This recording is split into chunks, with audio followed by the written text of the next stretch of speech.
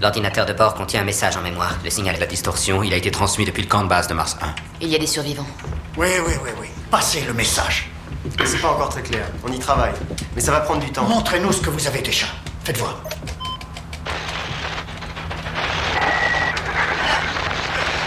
Je dois faire vite. Vite. Peut-être la dernière fois. Démettre. La dernière fois. On est allé sur zone. À l'endroit où il y avait une espèce de bruit. Il y avait une espèce de bruit sourd. Quelque chose a surgi du sommet de la montagne. Nous a attaqué. Ils sont morts. Tous les autres. Tony, Ouais. t'as vu ça? Il se passe la même chose dans le film. Ah, t'inquiète, c'est de la merde ce film. J'ai l'impression qu'il y a quelque chose d'important. C'est quand t'as dit il est 9h, c'est ça? C'est ça qui est important? C'est vrai, remarque, 9h c'est assez important comme horaire parce que c'est l'heure d'aller dormir. Remarque, une fois, je me souviens, il était couché vers minuit 10. Pourtant, j'ai été fatigué après. Oh, j'y passerai des jours, des nuits, des mois s'il le faut. Oh nom de Dieu de bordel de merde. Oh, tu m'en dingue. Je m'en fous. Oh, je suis fou. Oh, proche de Dieu. Oh, ton cul. C'est mon génie.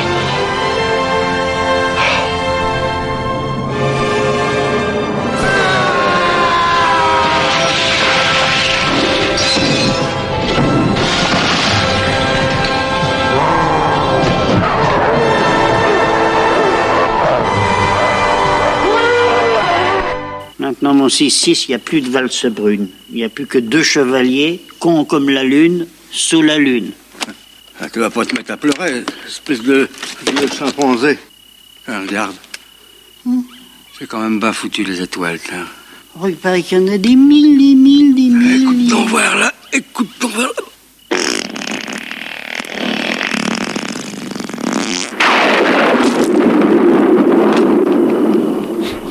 Bonjour et bienvenue, vous écoutez Le Cinéma est mort, l'émission nécrophile de Canal B avec bien entendu le docteur Moreau. Bonjour Antonin. Salut les kids. Avec qui nous parlerons aujourd'hui en long et en large du Gravity d'Alfonso Cuarón et puis de films dans l'espace et puis d'effets spéciaux et de tout plein de belles choses. Ouais, de trucs d'impérialistes. Voilà, avec plein de poésie dedans comme vous avez pu l'entendre à l'instant d'ailleurs. Voilà, ça sera vraiment le gros morceau de l'émission et puis on terminera avec normalement Lester qui viendra nous faire sa chronique, une de ses chroniques. Moi c'est le cinéma à propos du film Doute de ce réalisateur dont j'ai oublié le nom d'ailleurs qui est moi aussi c'est une réalisatrice d'ailleurs mais voilà le film que maintenant Gravity est sorti c'est le film qu'on attend le plus désormais. Doute. Ça sera pour la fin de l'émission. On vous passera la bande-annonce pour les malheureux qui n'auront pas eu la chance de la voir. Si Lester veut bien nous rejoindre parce qu'il n'est pas encore là, nous sommes en direct donc sur Canal B.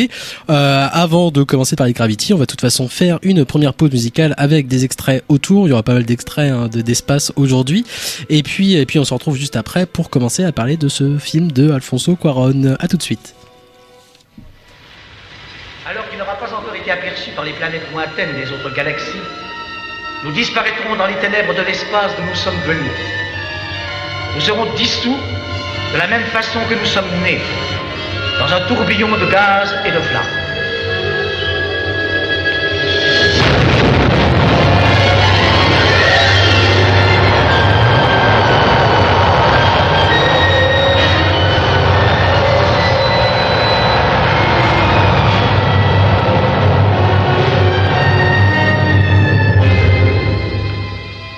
Et les cieux, à nouveau, seront calmes et froids. Dans toute cette immensité de notre univers et de la galaxie plus lointaine, la Terre ne sera pas oubliée. À travers ces espaces infinis, les problèmes humains semblent triviaux et de peu d'importance. L'homme, dans son isolement, ne semble qu'un épisode futile et qui ne tire pas sa conséquence. Voilà, j'ai terminé. Je vous remercie de votre attention.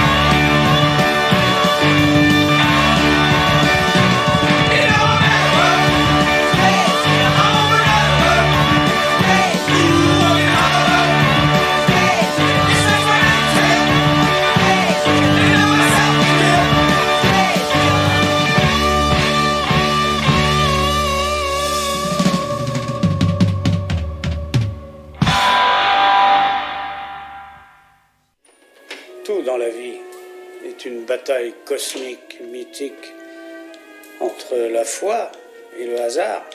Donc, d'un côté, vous avez la foi, d'accord, et de l'autre, le hasard. Genre yin et yang. En quelque sorte. Ou Shiva et Shakti. Lennon et McCartney. Regardez, c'est Juliane et Théo. Justement, Juliane et Théo se sont rencontrés parmi 1 million de manifestants dans un meeting par hasard. Mais ils étaient là pour défendre ce à quoi ils croyaient au départ. Leur foi, ils voulaient changer le monde. Et leur foi les a maintenus ensemble. Mais par hasard, Dylan est venu au monde. C'est lui là? Oui, c'est lui. Il aurait à peu près votre âge. Magique, cet enfant. Beau comme tout. Leur foi mise en pratique. En pratique. Et après? Le hasard. C'était leur petit rêve. Il avait de petits doigts, de petites jambes, de petits pieds et un petit thorax. Et en 2008, la grippe devint une pandémie. Et du fait du hasard, il mourut. Ah, mon Dieu. C'est alors que la foi de Théo a laissé place au hasard. Et voilà. Pourquoi se faire du souci, si la vie doit prendre ses propres décisions? Voilà, c'était dans l'ordre la scène du planétarium de la Fureur de Vie de Nicolas Ray, et puis un morceau de Devo, Space Junk, qui était très très raccord par rapport à Gravity, et puis enfin un extrait des Fils de l'Homme d'Alfonso Cuarón. C'était donc le dernier film d'Alfonso Cuarón. C'était déjà il y a quelques années, hein, parce que nous, c'était le début de l'émission. 6 ans, ouais, facile. Sachant que Gravity, il a mis du temps à le faire. C'est surtout pour des problèmes d'effets spéciaux, on y reviendra tout à l'heure. Présenter quand même un peu Alfonso Cuarón, qui n'est pas américain, qui n'est pas français, il vient du reste du monde. Voilà. C'est ça. Donc on parle d'un film d'auteur. C'est un film d'auteur, puisque c'est un film des restes du monde, qui bizarrement ne passe pas à l'Harvard d'ailleurs, ni même au TNB. Bah ouais, bizarre. Et c'est peut-être pour ça qu'il a beaucoup de succès d'ailleurs, Gravity. Alfonso Cuarón, ça fait quelques temps déjà qu'il fait des films, hein. Donc Les Fils de l'Homme, qui avait pas particulièrement bien marché au cinéma, mais avant ça il avait fait un Harry Potter, c'était le 2 ou le 3, je sais Azkaban, jamais. donc le 3, je crois. 3, voilà, Ouais. c'est un des rares Harry Potter que j'ai réussi à voir en entier, même, ce qui était pas trop dégueulasse, hein, comparé à ceux que j'ai essayé de regarder, qui avait un côté un peu plus sombre peut-être que les autres aussi, qui a pas fait que ça. Avant ça, il a fait un film que j'ai quand même, me suis coltiné cette semaine, qui date de 98, donc le bonhomme, ça fait quelques temps aussi qui fait des films. C'est une adaptation de Grandes Espérances de Dickens, qu'il avait du coup adapté au monde moderne. Ça se passait, je crois, c'est en Floride ou un truc du genre, voilà, avec Ethan Hawke, De Niro, Gwyneth Paltrow, il y avait encore d'autres gens. Qui est particulièrement douloureux comme film, c'est vraiment insupportable, parce que alors qu'à la base, voilà, il y a une histoire quand même qui se tient bien debout, hein, qui est plutôt efficace, mais là pour le coup c'est vraiment la mise en scène et la façon de raconter une histoire qui plombe absolument tout le film, au-delà d'acteurs qui forcément ne sont pas très très bons. Tu sens qu'en termes de direction d'acteurs là, il était pas terrible encore, et c'était absolument insupportable en fait. C'était vraiment nul. Il y a vraiment rien à sauver dans ce film, mis à part voilà le bonhomme. Tu sens qu'il y a quelques scènes où techniquement il s'essaye déjà des plans séquences. C'est un truc qui lui plaît beaucoup et qu'on retrouve dans les Fils de l'Homme, et qui bah c'est amusant parce qu'en fait je crois que son premier long métrage, ou peut-être son deuxième, je sais plus, parce que comme toi j'ai pas fait l'effort de revoir tous ses films. Je sais que j'avais vu Y Tu m'amas tambien il y a quelques temps déjà, donc, mais pas à sa sortie.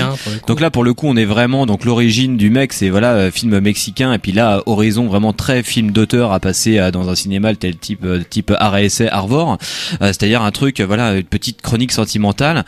Et je me rappelle quand j'avais vu ça, je l'avais vu bien après les Fils de l'Homme, où tu disais ouais on est clairement dans ce type de cinéma, donc quand même un peu chiant, et surtout il y avait une dimension maniériste très chiante, c'est-à-dire que là où on voyait qu'il y avait une sorte de surmoi, genre je veux faire de la mise en scène. Il y avait notamment un plan dans Y Tu m'amas tambien qui arrive à la fin du film, qui est un plan séquence de taré, parce que là évidemment sans absolument aucun effet numérique, enfin tout comme les Fils de l'Homme, hein, quelque part, mais les Fils de l'Homme, il y en a, mais dans les plans séquences, c'est quand même des plans séquences qui sont a priori pas trop truqués. Non, mais c'est truqué, mais techniquement, ça reste même malgré tout impressionnant. De toute façon, qu'il soit truqué ou pas, on s'en fout. Ce qui importe, c'est un peu la dynamique de la chose. Sûr. Et là, dans Y Tu m'amas tambien, qui est clairement un film où on se dit, bah, c'est le même mec qui a fait Gravity, c'est pas possible. Et là, il y a un plan où dans ce film-là, où la technique se montre vraiment, on voit qu'il y a un plan séquence de taré, qui techniquement a dû être hyper dur à mettre en place, sauf que, bah, au final, ça ne sert pas du tout le film, parce que t'es là dans un truc où t'as l'impression d'être dans un film américain ou d'un mec qui est en train de faire un exercice de style. Et c'est vrai qu'il a une carrière assez bizarre où on sent qu'il y a eu des allers-retours entre les États-Unis et le Mexique. Il a fait un autre film, il me semble, au Mexique également. Et voilà, il fait partie aussi un peu de toute cette bande de Mexicains qui ont réussi à traverser la frontière. Donc c'est un peu dire, hein, il faut quand même le signaler. Il y a un mur et tout. Il y a des Texans qui surveillent tout ça. Enfin, c'est balèze. Et avec donc Guillermo del Toro, Inarritu et j'en oublie un autre.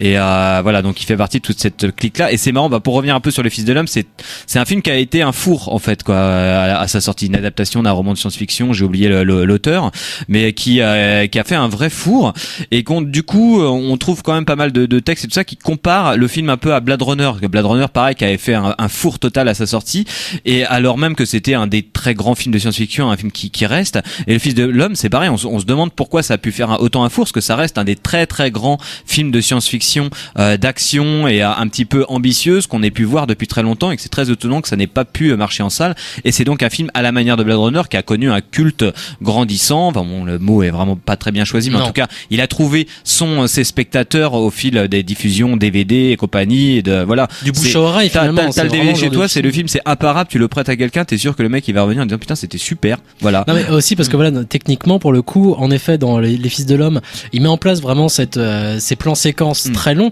qui, où pour le coup tu penses pas tellement à la technique quand tu vois le film, parce que comme tu l'as dit, ça participe à une dynamique et à une efficacité assez redoutable.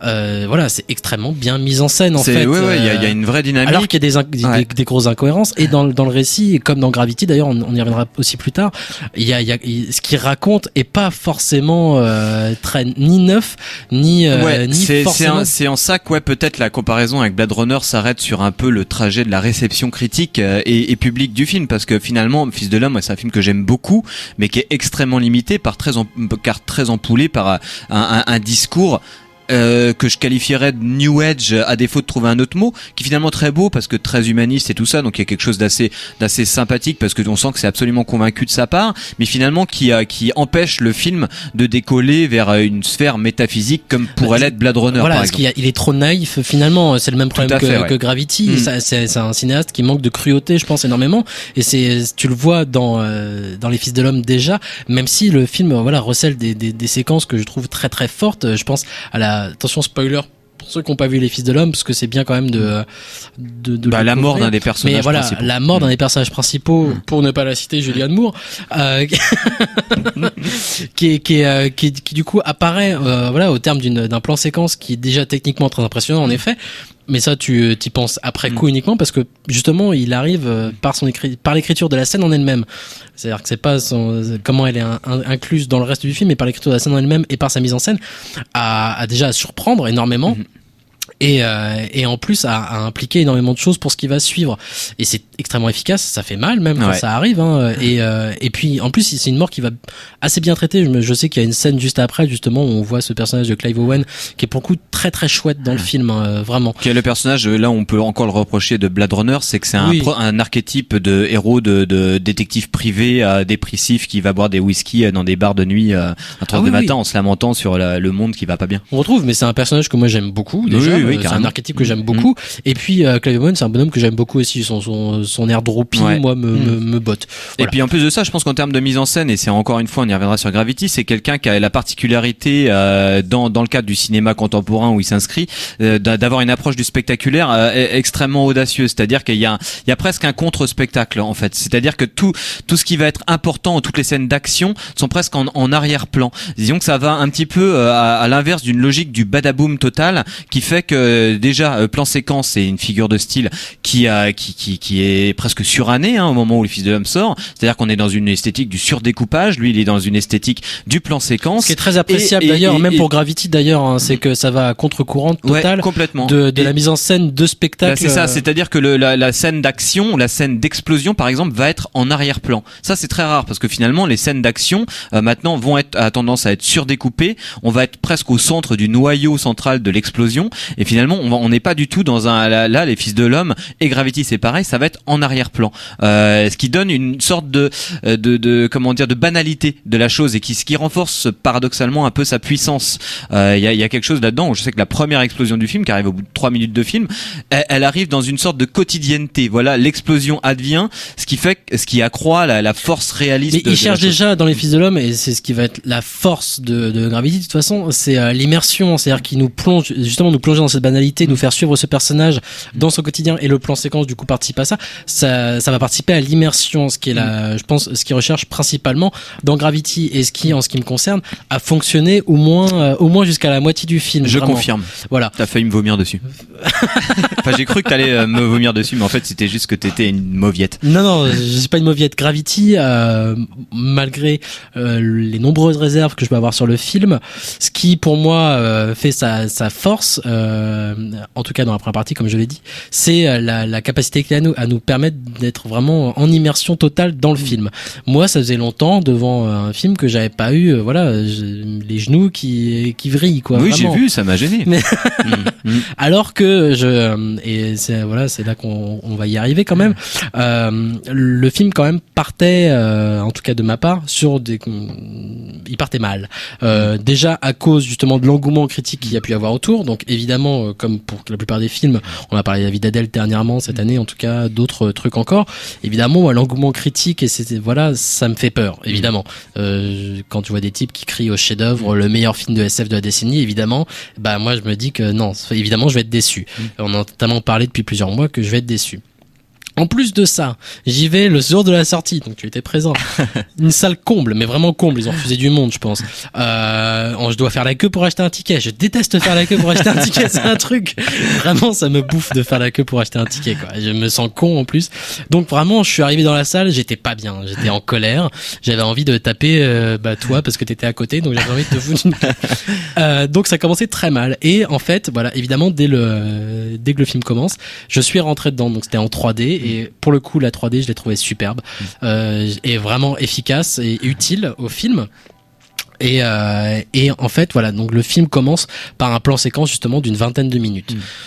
Alors c'est un plan séquence qui est fait de façon totalement numérique, on sait que c'est fait en studio, mais en fait voilà, dès les premières minutes j'en avais plus rien à foutre de la technique justement, j'étais pas en train de regarder un plan séquence non plus, j'étais vraiment dedans avec les personnages, et c'était super. Et oui, en effet, j'ai vraiment participé totalement, j'étais vraiment avec les personnages et j'ai totalement participé à tout ce qu'ils étaient en train de vivre.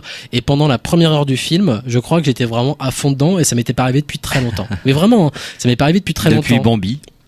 Ouais, même encore plus que Bambi, je pense. Parce que Bambi, à partir du moment où je crois la mère de Bambi meurt, j'ai arrêté. T'as arrêté la projection. J'étais plus dedans, mais je me suis dit, on se fout de ma gueule. On va encore essayer de me faire pleurer avec des histoires à l'eau de rose, tout le bordel. C'est de la pornographie sentimentale. C'était exactement ça. Ça m'a mis en colère, Bambi. Non, j'étais contre.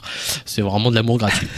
Là, pour le coup, même si le film, dès le départ, t'annonce des situations ou un background de personnages qui sont totalement incohérents et qui, je suis contre, à savoir le personnage de Sandra Bullock, qui est le personnage principal, qui est dans l'espace alors qu'elle est en deuil de son enfant ou je sais pas quoi, et qu'elle est dépressive et tout le bordel. Je veux dire, non, ça passe pas, c'est un problème dès le départ. Elle a rien à foutre dans l'espace. Ça, c'est une évidence. Et malgré ça, je m'en foutais, j'étais vraiment dans le film à fond. Et tous les incidents qu'il peut y avoir, toute l'angoisse que peut ressentir le personnage, je l'ai ressenti comme j'avais pas ressenti quelque chose comme ça depuis longtemps. Ça tient peut-être de l'attraction ou de l'attraction foraine. L'attraction foraine, peut-être. Encore que moi j'aime pas trop ça parce que je trouve ça gratuit, l'attraction foraine. Là il y avait des émotions en plus quand même. C'est cher, hein, quand même. En plus c'est cher, mais là aussi c'est cher, hein, parce que faut savoir que le Gaumont a augmenté ses prix. Hein, c'est 10,10€ la place tarif plein. Alors quand tu rajoutes 2€ par-dessus pour la 3D, ça fait mal aux fesses quand même. T'as plutôt intérêt justement à avoir des émotions comme ça. Et moi je vois bien un truc qui dure 1h30, voilà, contrairement à... J'aime bien l'autotamponneuse, hein, mais bon, ça dure pas 1h30 et puis ça coûte assez cher quand même. Bref, ça pour dire que en effet, voilà, malgré justement à cause, je pense, de l'attente que je n'avais plus du film, parce que tout le monde en disait du bien, à cause de cette attente que j'ai eue à la queue pour acheter mon ticket, tout bordel, j'en attendais plus rien moi en fait du film. J'étais parti en me disant ça va pas être terrible, ça va être quelque chose de très consensuel. D'ailleurs c'est le cas, hein. Et du coup je m'attendais à rien en fait. Ce qui peut-être toi t'a gêné, Antonin, pendant la vision du film. Moi du coup je m'attendais plus à rien. Et je pense que ça a joué sur la surprise et sur l'efficacité du film. Ouais, bah après je pense qu'on y reviendra peut-être après une pause musicale, mais moi je pense oui, je m'attendais à pas mal de choses et je pense que le film était propice à avoir pas mal d'attentes autres que ce qu'il est et qui finalement est vraiment assez une petite chose quoi. Bah c'est on va y revenir après une nouvelle pause musicale, mais oui en effet en termes, moi je pense qu'en termes de récit, en termes d'écriture, en termes de personnages, le film a des lacunes qui le plombent lui-même du coup. Et c'est extrêmement dommage, d'où la déception. Je sais par contre qu'en sortant du film, moi j'avais décidé d'oublier un peu la dernière partie en me disant non ça c'est nul, j'y pense plus. Et du coup je suis resté sur cette impression et j'avais encore les genoux tremblotants en sortant du film et j'étais en mode moi je m'en fous, j'ai pris un truc dans la gueule et je suis très content et je vais essayer de rester sur cette impression. J'ai pas réussi en fait, après quelques jours, j'ai repensé, qu'est-ce que j'ai vu? J'ai pas vu grand chose. Merde, j'ai pas vu grand chose. Voilà, c'était la fête foraine, mais j'ai pas vu grand chose. C'est dommage. On va y revenir, on va faire une nouvelle pause musicale, du coup, à un petit montage avec du 2001 dedans. Ce qui reste du coup assez cohérent aussi par rapport au sujet de l'émission. Et puis des petits extraits avant et après. On se retrouve du coup pour terminer sur Gravity après cette superbe pause musicale, puisque c'est moi qui l'ai réalisé, donc c'est une super pause musicale. Hey. Tu sais quel a été le pire jour de ma vie? Non. Le jour où Armstrong a posé le pied sur la Lune. Je crois que j'étais le seul au monde à vouloir me suicider ce jour-là. Merci beaucoup, Franck. On ne s'est pas parlé depuis 12 ans et ça a été pratiquement la question qui m'a le plus préoccupé. Qu'est-ce qui pouvait te donner envie de te suicider?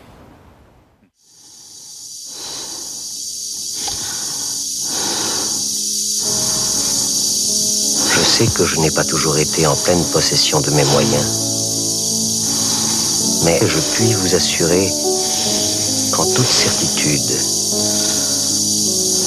que désormais tout rentrera dans l'ordre.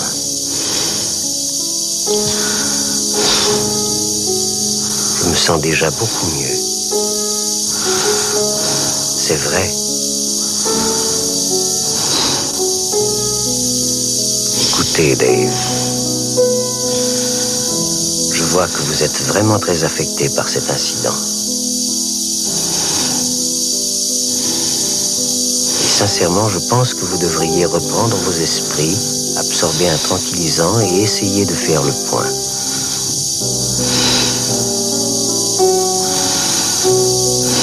Je sais que j'ai pris quelques décisions hâtives et irréfléchies ces derniers temps. Mais je puis vous donner l'assurance la plus formelle que mon travail redeviendra tout à fait normal. J'ai toujours la plus grande confiance dans l'issue de notre passionnante mission. Et je veux vous aider à la mener à bien.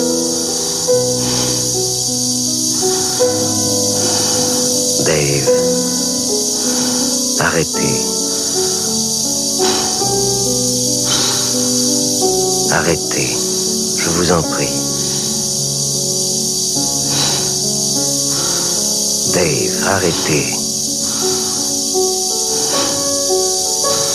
Je vous en supplie, arrêtez, Dave.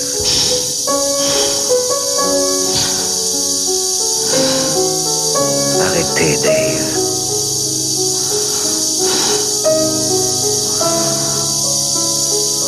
J'ai peur.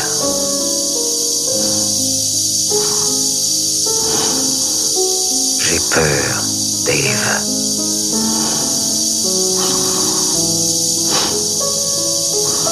Dave. Mon cerveau se vide.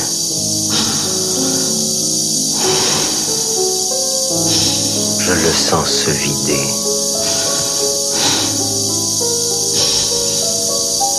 Je le sens. Mon cerveau se vide.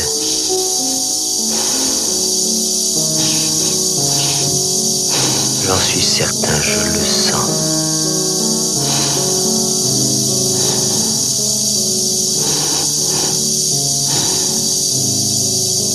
Je le sens.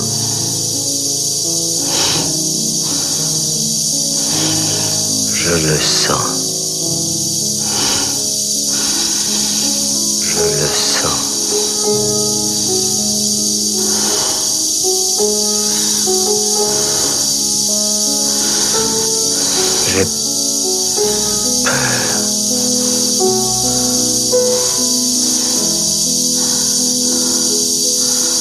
Mesdames et messieurs,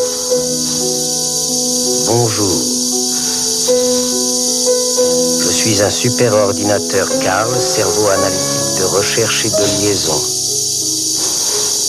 Je suis entré en service opérationnel dans les laboratoires CARL de Verbana dans l'Illinois le 12 janvier de l'année 1992. Monsieur Langlais était mon instructeur.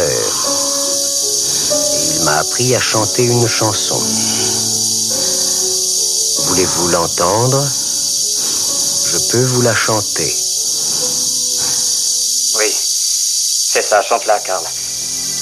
Chante-la pour moi.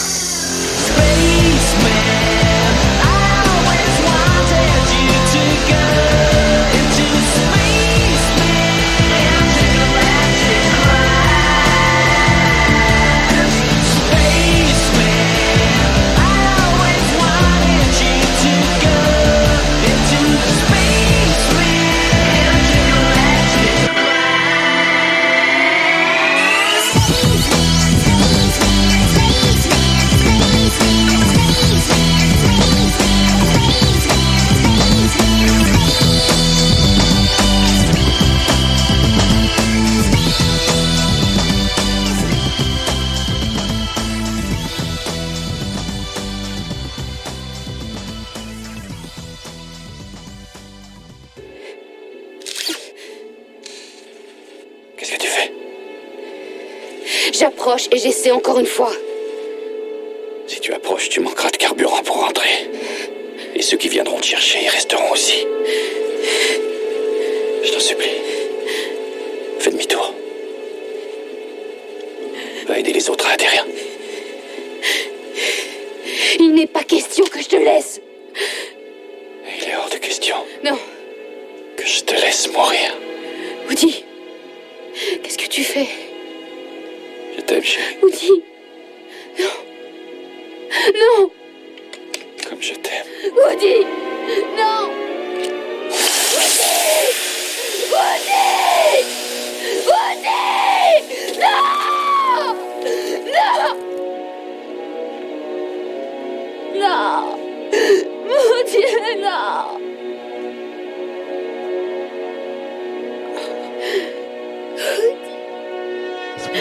Voilà, donc dans l'ordre, vous avez pu entendre un extrait de Space Cowboys de Clint Eastwood, et puis un montage avec 2001 de Kubrick et du Beethoven, et Babylon Zoo sur Canal B. Et puis enfin, j'aime bien dire ça, Babylon Zoo sur Canal B, c'est premier sur les musiques actuelles. Voilà. C'est pointu, comme dirait Ariel Sato. Ouais. Et puis enfin, un extrait du Mission to Mars de Palma, et puis cette scène spoiler, comme tu l'as dit en antenne, Antonin, les gens t'ont pas entendu parce qu'il y avait l'extrait. Mais ce gros spoiler, donc on vous a passé du Mission to Mars, qui même si c'est pas un très bon film parce que c'est quand même assez grave sur la fin, comporte une scène, notamment celle-ci qui vaut largement plus que Gravity. Alors je sais pas si ça vaut plus de Gravity, mais en tout cas évidemment c'est une scène qui fait beaucoup penser à cette séquence de Gravity. Attention spoiler.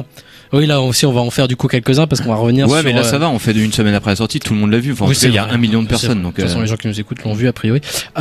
Donc cette scène en fait où George Clooney justement du coup se sacrifie, exactement comme Tim Robbins dans Mission to Mars, pour faire vivre Sandra Bullock, qui moi j'ai trouvé que c'était une scène très efficace. J'avais pas du tout Mission to Mars en tête à ce moment-là, et comme d'ailleurs pendant toute la première partie du film, ça m'a pas ramené à d'autres films. J'ai pas été gêné par des références, quoi que ce soit, ce qui a participé justement à l'efficacité de Gravity. J'étais très content, même si après évidemment quand tu vois Sandra Bullock en position fétale, des choses comme ça, oui, tu penses à 2001 un peu, mais c'était pas particulièrement gênant. Moi ça m'a pas gêné. Je sais que le collègue avec qui on était, ça l'a gêné cette référence là, mais c'est vrai que ça s'inscrit dans un truc que je n'aime pas particulièrement chez Quaron, c'est justement la dimension dont on parlait, le côté un peu New Age, où là on a clairement une sorte de récit initiatique assez lourd symboliquement, c'est-à-dire que Bullock, voilà, elle est clairement dans une sorte d'espace extrêmement anxiogène et de un truc ou d'adversité totale, et elle va traverser plusieurs éléments, c'est l'air, après ça va être le feu, après ça va être l'eau, pour finalement renaître en tant qu'être humain. Et la dimension symbolique est là, le truc de feu, la position fœtale dans lequel elle se met, ça correspond tout tout à fait à la logique du film de renaissance, qu'il s'agit d'un être qui est en deuil, qui n'est pas vraiment vivant et qui va se décider à revivre. Bon, c'est vrai qu'en termes d'éléments, ça fait beaucoup penser au Refneux de Valhalla Rising. En fait, moi, ça m'a fait penser à ça beaucoup. Mais après finalement, l'horizon, c'est un peu ça. Enfin, c'est finalement là où le film pêche, c'est que ça se veut être une sorte de survival extrêmement sec. Ça a été un peu vendu comme ça. Putain, le film incroyable, un survival dans l'espace avec très peu d'action et voilà. Quasiment en temps réel. Hein, quasiment, ouais, quasiment. Ce qui est très chouette. Hein, oui, c'est quasiment, voilà, quasiment en temps réel. Et tu, voilà, on est dans un truc où, voilà. Un personnage, une action, point quoi, un survival pur et dur, et dans un environnement où voilà, il y a pas de son et tout ça, et le film se targue, hein, ça s'ouvre comme ça, il y a pas de son, sauf que voilà, là, au premier problème de Gravity, c'est qu'il y en a du son, il y en a beaucoup, il y a non seulement, enfin il y a une musique par exemple, la musique, il y a la musique qui non seulement est très très présente, mais qui en plus fait quand même pas mal de Mickey Mousing pour justement pallier à cette absence de circulation du son dans l'espace. Il y a toutes les chocs d'explosion qu'on peut avoir vont être vu qu'on ne peut pas filmer, enfin enregistrer ce son-là, la bande originale va s'y substituer, et finalement c'est quelque chose qui va empêcher le film de sombrer dans ce qui manque pour moi dans Gravity, c'est-à-dire une sorte de peur fondamentale du vide total. Je pense que c'était un peu là-dessus que le film était vendu, comme ça un peu que le film a été reçu dans les propos de pas mal de journalistes et du public, c'est-à-dire quelque chose d'une expérience absolument radicale, alors que je trouve pas du tout, enfin il y a quelque chose qui est pas du tout radical dans le film. Alors moi je voulais parler quand même pas mal du côté technique du film, qui est absolument passionnant, parce qu'on sait qu'en ce moment le cinéma contemporain, il y a un truc assez dingue qui se passe, c'est justement cette éclosion du cinéma virtuel. C'est-à-dire que là le film donc est vraiment à mi-chemin entre le film d'animation et le film en prise de vue réelle. Il pencherait même plus vers le film d'animation, parce qu'il a été réalisé même avant même que quasiment que Bullock et Clooney mettent le pied sur le plateau. C'est-à-dire que tout le film a été prévisualisé, il dure 1 heure et demie. J'ai compris l'inverse, moi, que 90% des images a été fait après. En fait. Ah non, enfin en tout cas, il y a une sorte de brouillon, de storyboard amélioré en images de synthèse qui a été faite avec tous les mouvements de caméra et tout ça, où voilà, tout l'espace, la terre et tout ça sont des prises de vue, sont pas des prises de vue, sont des constructions en images numériques. Et là-dessus, sur ces figurines aussi de cosmonautes, on y est allé incruster le visage de George Clooney et de Sandra Bullock, filmé dans un truc qui serait un peu trop fastidieux d'expliquer à la radio, mais voilà, une sorte de cube qui leur projetait ce qu'ils voyaient, ce que leur personnage était censé voir, de façon à avoir aussi une sorte de photoréalisme dans la lumière qui se projetait sur leur visage, et de voir une sorte d'intégration parfaite de la figure humaine dans un film. Parce que moi j'ai vraiment compris que c'était l'inverse en fait. Ah bah si, c'est ça. Enfin, la prévisualisation a eu lieu bien avant. Mais sauf que bon voilà, les images étaient pas, le compositing était pas tout à fait fini ni rien, mais l'action était là. Le storyboard, enfin la mise en scène, si tu veux, était prévue, était prévue à l'avance. Et ça met la place sur le doigt, c'est qu'aussi. Alors à ce moment-là, pourquoi on fait pas, pourquoi Gravity ne serait pas un film en image virtuelle à 100%? Pourquoi la présence d'acteurs réels? Alors parce que en fait, voilà, les effets spéciaux numériques ne sont pas assez évolués, et peut-être ne le seront jamais pour reproduire le visage humain, la complexité d'un visage humain. Voilà, on sait qu'il y a des expériences absolument fascinantes. Moi, je conseille toujours d'aller voir les vidéos de ça sur Internet. C'est cette fameux concept de la vallée de l'étrange, c'est-à-dire que quand on fait un robot ou une image numérique photoréaliste d'un corps humain photoréaliste, il y a un truc hyper flippant qui se passe, c'est-à-dire qu'il y a une sorte de plus quelqu'un qui veut faire quelque chose d'extrêmement ressemblant avec la figure humaine, plus on essaye de tendre vers la ressemblance totale, plus il y a un côté flippant. On rentre dans une sorte de vallée de l'étrange où il y a une sorte de mini césure qui se passe, où voilà, il y a une différence, on ressent une différence qu'on n'arrive pas à situer, qui fait que c'est complètement flippant. D'où la nécessité toujours pour tous ces films que ça soit Avatar ou tous les films en performance capture, Tintin, de soit opter pour une sorte de stylisation du visage humain, même si on a affaire à des vrais acteurs. Dans le cas de Tintin, c'est ça. On veut avoir toujours la plus-value d'une complexité, d'une interprétation d'acteurs. Soit on opte pour une sorte de stylisation pour que voilà, on se dégage de la référence du visage humain. Soit on est là, comme dans Gravity, pour un truc où on va incruster le visage humain. Et ça, c'est assez amusant dans le cadre de Gravity, parce que moi, ce que je m'attendais, c'était un film qui allait bousculer pas mal de choses, et je trouve que voilà, parce qu'il est vendu comme un film le plus réaliste jamais fait dans l'espace, et je le trouve pas radical dans le sens où il n'arrive pas déjà à se détacher de cette figure humaine, c'est-à-dire que là je repique l'expression de Emmanuel Burdeau dans une émission concurrente de France Inter. Il dit le film est extrêmement anthropocentré, c'est-à-dire qu'on évite, le film est très confortable dans le sens où le film est uniquement centré sur la figure humaine, et finalement on n'est pas du tout dans une mise en perspective ce qui pourrait être le cosmos, quelque chose d'une figure humaine perdue dans un espace voilà, où toutes les règles sont bafouées. Je pense notamment à ce qui fonde presque la mise en scène cinématographique, c'est la verticalité et l'horizontalité, le rapport à l'espace qu'on a sur Terre et tout ça. Là, finalement, le film va dans son deuxième plan, celui qui met fin au premier plan séquence, essayer de bousculer par trois axes différents au sein d'un même plan séquence cette question de l'horizontalité et de la verticalité, mais toujours en prenant en point central la figure humaine, et finalement on n'a pas de vertige presque métaphysique de ce rapport de l'être humain avec quelque chose d'immense, mais là, il joue sur le point toutes de les vue. règles seraient absentes. Quand tu parles de ce plan-là en particulier, enfin moi ce qui m'a plu dans ce passage-là en fait, c'est le point de vue en fait qui se déplace et qui marche. Enfin, c'est-à-dire que c'est pas évident à faire de passer d'un point de vue objectif de l'action à un point de vue subjectif. Et là, pour moi, il y parvient assez bien justement au sein d'un même plan en fait. Et même si techniquement, voilà, tout ça machin, ça marchait en fait. Moi, je trouvais ça chouette même, et ça participait à cette immersion encore une fois. Je trouve que parce que d'un coup, on te montre du coup ce qui se passe. On voit un plan large en fait. On voit vraiment ce qui se passe. Et la caméra va passer à un point de vue subjectif.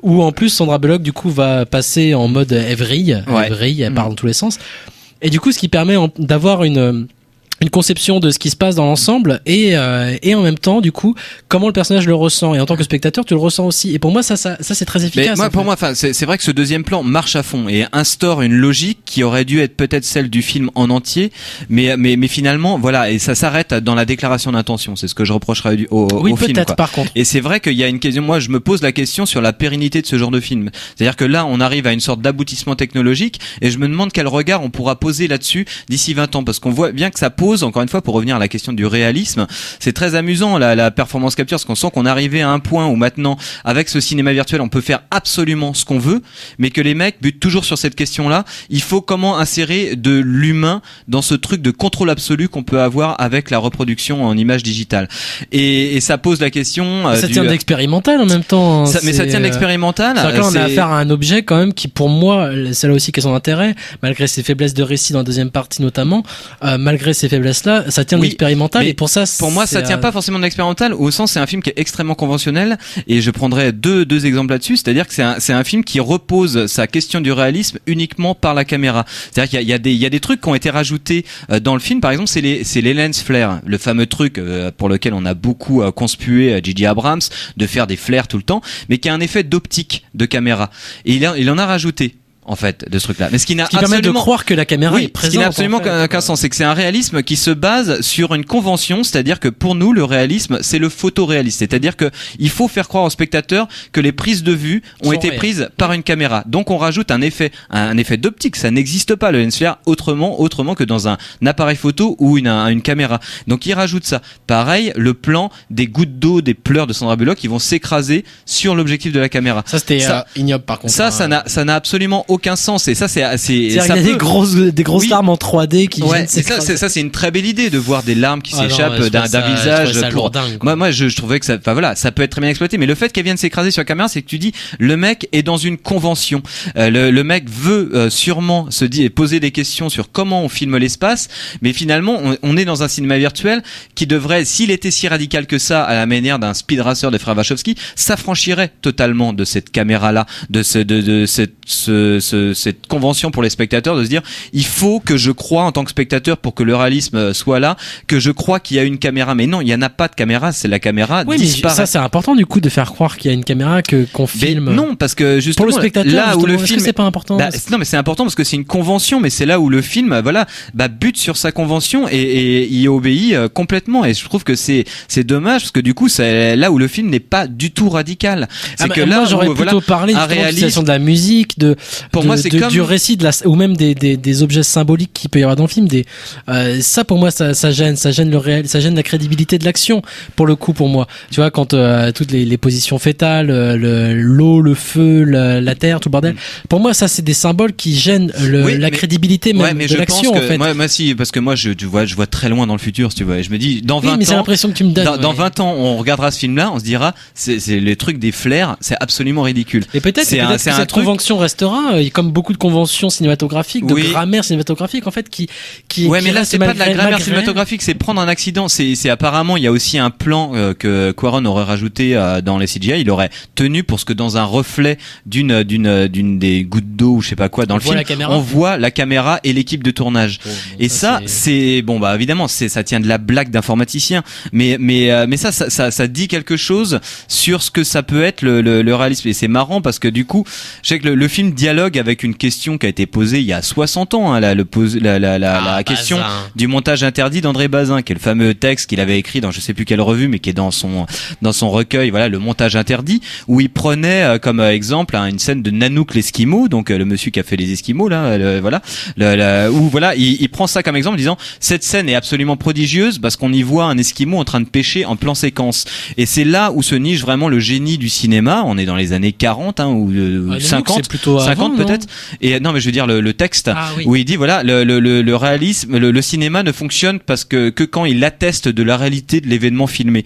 Et les effets spéciaux numériques, en fait, par la performance capture, par justement les trucs que je disais sur Quaron là, sont toujours là-dedans, alors qu'on devrait être passé presque à autre chose. Voilà, la caméra n'existe plus dans ce type de cinéma-là. La caméra est un vestige quelque part, quoi. Mais il arrive à la faire oublier quand même régulièrement cette caméra malgré tout. Non mais c'est inconscient tout ça. Mais on est on est quand même avec cette présence-là, ce truc où on se dit voilà, il faut que la caméra soit présente. Et c'est amusant que dans la scène où Bullock est dans sa capsule et qu'elle entend une communication en CB de la Terre, elle dialogue avec un Esquimau.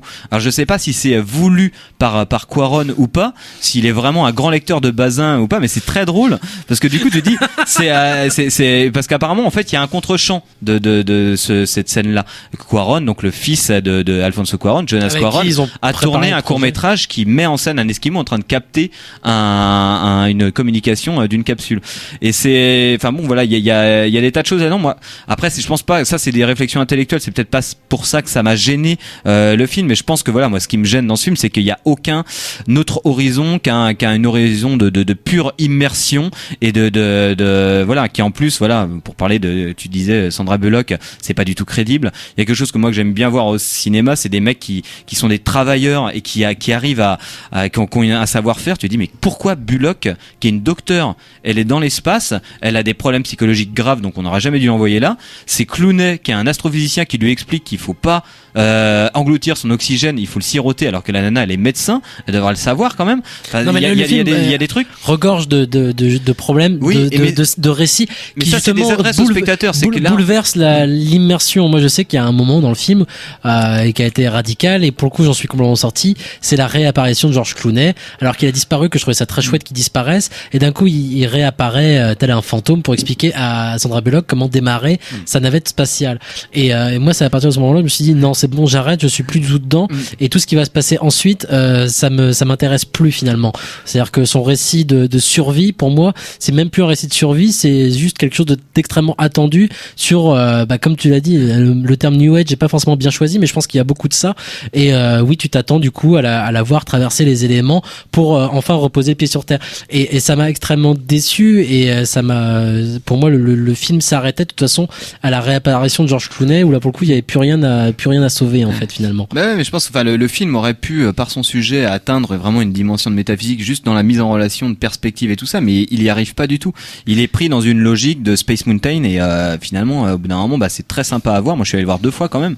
La deuxième fois ça a beaucoup plus marché. Enfin voilà, ça marche, mais finalement c'est extrêmement pauvre en fait. Donc si vous avez pas les moyens d'aller faire du Space Mountain parce que vous habitez à Rennes et que vous voulez un peu de pop, il y a aussi le planétarium des Champs Libres. Ouais, c'est mais pas mal. Bon, c'est pas pareil.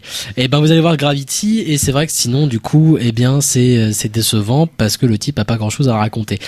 On va du coup faire une pause et s'arrêter de parler de Gravity puisque Lester est sur notre plateau. Bonjour Lester. Ah oui, bonjour. Voilà. Et Lester qui est un expert en cinéma français, c'est pour ça qu'on a tenu à le convier pour parler d'un film qui, voilà, comme l'a dit, voilà, supplante Gravity dans l'attente qu'on peut en avoir. Et Lester est très fort parce que c'est aussi le sosie de Mathieu Amalric. Donc c'est vrai. En toxicomane, c'est Mathieu Amalric. Voilà, exactement, c'est ça. Mais avant qu'il nous fasse sa chronique sur Doute, nous allons écouter un morceau qu'il nous a apporté d'ailleurs, et puis rappeler d'ailleurs au passage que du coup vous pourrez le retrouver tous les jeudis soirs dans l'émission Kérosène de 21h30 à 23h sur Canal B.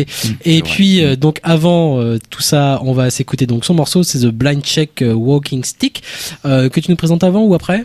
Oh bah je peux le présenter maintenant, c'est comme tu veux. C'est un groupe, c'est rapide, c'est un merveilleux groupe de Minneapolis qui sort son, je crois, 4e album et qui avait accompagné et accompagne toujours, je pense, un vieux monsieur qui s'appelle Michael Yonkers. Bref, vous irez voir qui est ce monsieur, qui a une histoire formidable, mais là j'ai vraiment pas le temps et c'est pas l'envie qui manque. Et l'album s'appelle Kate to a Fell's Door, ça sort sur Castleface Records. C'est de la musique bien grasse, bien lourde, avec des bonnes guitares, un son qui tue. Enfin, il y a tout pour que ça fasse un tube, mais ça ne le fera pas évidemment. Mais quand même, c'est bien. The Blind Check. Qu'est-ce que t'as fait pour ton anniversaire? Rien. Oh, arrête, t'as bien fait quelque chose. Non, comme d'hab. Je me suis levé avec un moral de merde, je suis parti bosser avec un moral de merde. C'est ce qu'on appelle la gueule de bois, amigo. Au moins avec une gueule de bois, j'ai des sensations.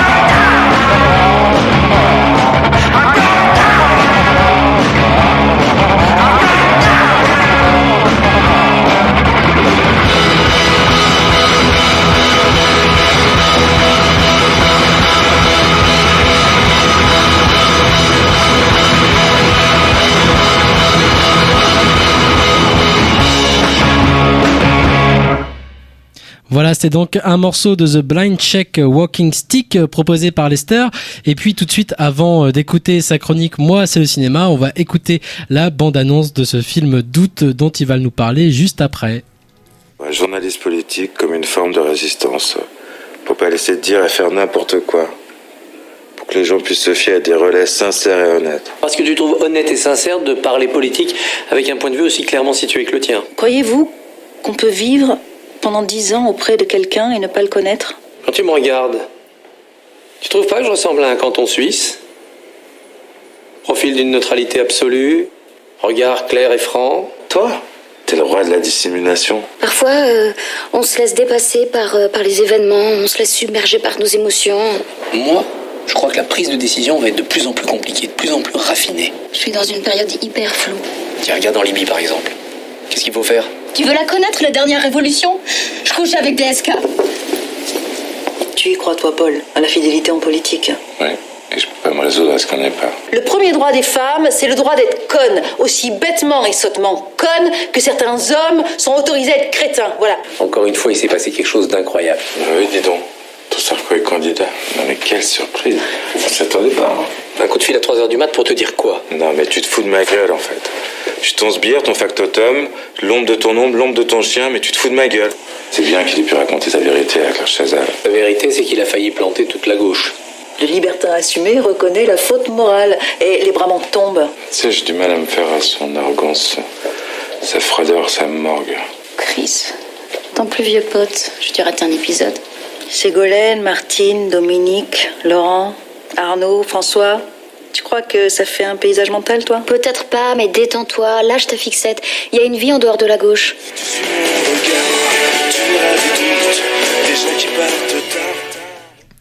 Ah, bien le bonjour, cher ami cinéphile. Si j'interviens aujourd'hui dans cette fabuleuse émission, ce n'est pas de gaieté de cœur, ni pour les beaux yeux des deux animateurs vedettes. J'étais bien, moi, planqué dans ma tanière, en attendant la mort, tel un ouvrier de PSA attendant la sienne à l'entrée d'un abattoir. Mais voilà, l'heure est grave et je vous le dis tout de go. Le cinéma n'est pas mort, mais il est en pleine souffrance. Le film dont je vais vous parler dans quelques instants est la goutte d'eau qui fait déborder le lac, le flingue qu'on offre à un dépressif, et ma colère est telle que je serais capable d'encenser toute l'œuvre de Fabien Antoniente, sans sourciller et avec la main sur le cœur. Heureusement pour vous, je suis bien élevé, et j'ai appris à transformer mes colères en révolte constructive. Je rêve de voir un jour ce peuple français se soulever, descendre dans la rue, kidnapper Luc Besson sans demander de rançon, dresser des barricades et hurler en chœur avec l'énergie du désespoir « CNC, CNC, on t'encule !»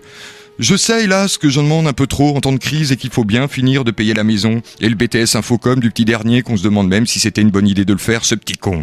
Mais je garde espoir, oui, je suis un grand rêveur.